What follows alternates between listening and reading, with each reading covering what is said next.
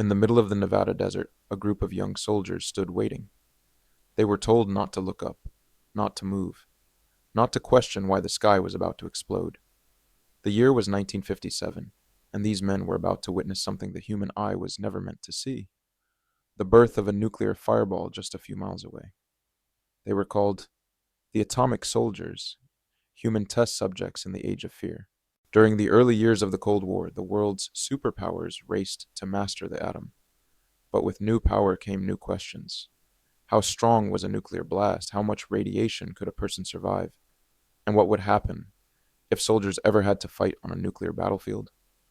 To find out, the US military began conducting experiments, not with dummies, but with living men. Thousands of soldiers were ordered to take part in nuclear field exercises at the Nevada test site.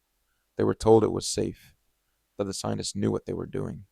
They were told they'd be heroes of the atomic age. The soldiers climbed into shallow trenches, just 2 miles from ground zero.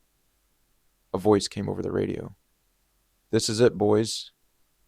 Brace yourselves." They covered their faces. They could feel the dry desert air trembling around them. Then, a flash. Even with their eyes closed, they could see through their eyelids. Some said it was like seeing the bones in their own hands. The heat hit seconds later, a wave so intense it felt like the skin on their faces might melt.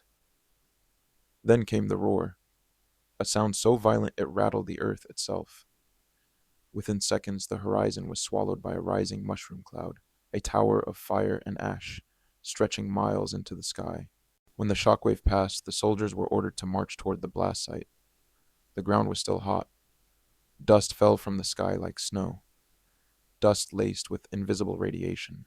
They laughed, they joked, they even took photos. No one told them that every breath they took was filling their lungs with fallout. Later, many would describe the silence, the strange, unnatural calm after the explosion, as if the world itself had stopped for a moment to catch its breath. Years passed, the tests continued. More bombs, more soldiers. But when the war games ended, the soldiers went home and tried to forget. Only they couldn't. One by one, their bodies began to fail them.